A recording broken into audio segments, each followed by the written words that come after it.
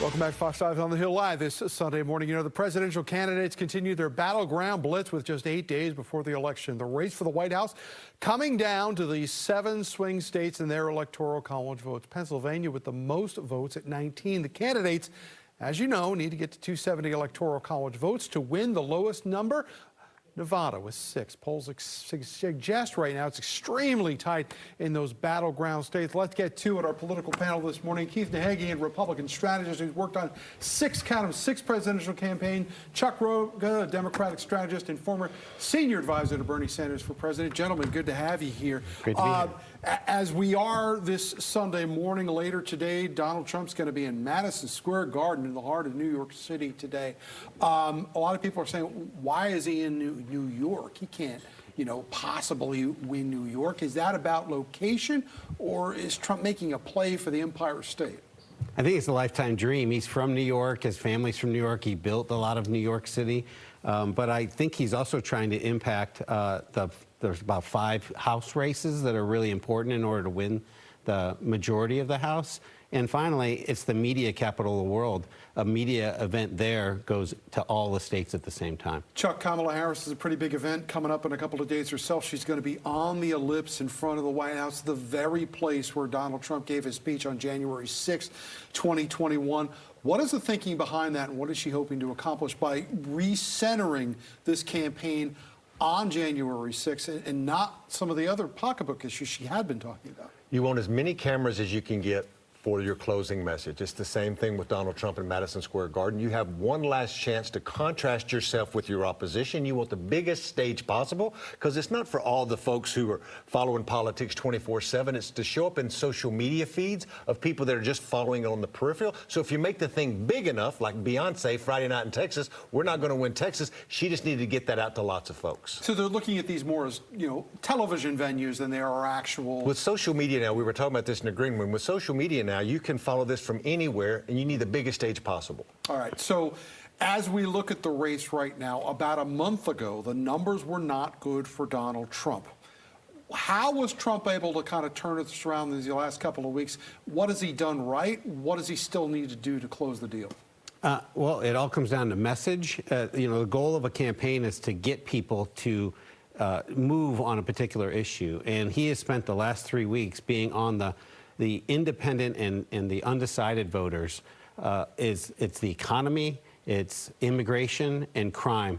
And he is focused on those 3 issues exclusively on message, and has gotten those independents and those other people to move. They move normally against the incumbent 3-1. And by staying on that message, it was really important. Chuck, when we were in Chicago, I had a conversation with former Virginia Governor Terry McAuliffe, who's a veteran of many campaigns, as you know. One of the concerns Governor McAuliffe had was that the enthusiasm coming out of Chicago could wane as we get towards Election Day. Is that what we're seeing right now, or is this just, in your view, an evening out of this race? I think it's an evening out. As we sit here this morning, almost 40 million people have already voted. If you really care immensely about one of these issues, you've probably already voted, and you exactly know who you're going to vote for. What Alex said earlier on your earlier program with the Wall Street Journal about these independent voters is what caught my eye the most. And what we're seeing, whoever can capture that part of the independents, especially these Republican Nikki Haley primary voters. She got 76,000 votes in Wisconsin. Biden won that state by less than 20,000 people. Those are the ones who we know that they vote in every election, and they could be the determining factor here. That's why I think it's a mistake if they're going to the ellipse and talking about January 6th. It's not an issue that resonates with independent and undecided voters. I think if she's on that subject, it's going to be a big mistake. One of the things you've said, though, in the past is that the candidate who gives the optimistic message, the positive vision of America, is the one that ultimately has been successful. Donald Trump's been talking about the country being in a trash can if his opponent is elected. How is that an optimistic message? He's been optimistic from the standpoint of saying what he wants to do is make the country better. Remember, when you go negative, your negatives go up. So when you saw those earlier polls about the Wall Street Journal, Harris has been very negative the last 2 weeks and has driven her own favorables down. And having her favorables down as an undefined candidate the last 2 weeks of a race is not a good place to be. She has the opportunity to be the optimist in this race, and she needs to grab it and not fall into the trap of Hillary Clinton when she ran, of just talking about her opponent the last 2 weeks of the race. The basket of deplorables, as it became to be known. In her appearances of late, though, Chuck, Harris has been very focused on reproductive rights for women. She's talked about this, opportunity economy.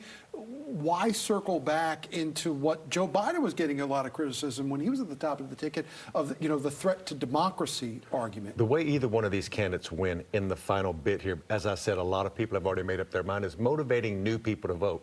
And Trump does this, and she can do this, and they're both trying to do this with what her strongest message is, the abortion issue. She's going to lean into that. Trump's message on the anxiety, on the economy.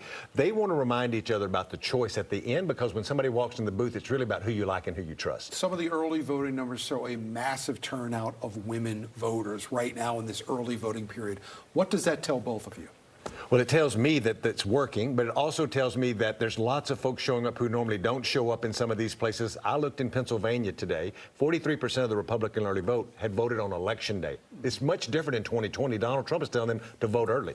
Yeah, the women vote, the early vote this year, unlike the COVID year, is about 60% women, as you mentioned, but a lot of those 60% are seniors. So a lot of these seniors, you don't know where they're necessarily going. They're breaking 50-50 almost. Yeah, Medicare's a big deal. My only prediction about election night is we're not going to know on election night who won this race. How long after Tuesday do you think we'll know?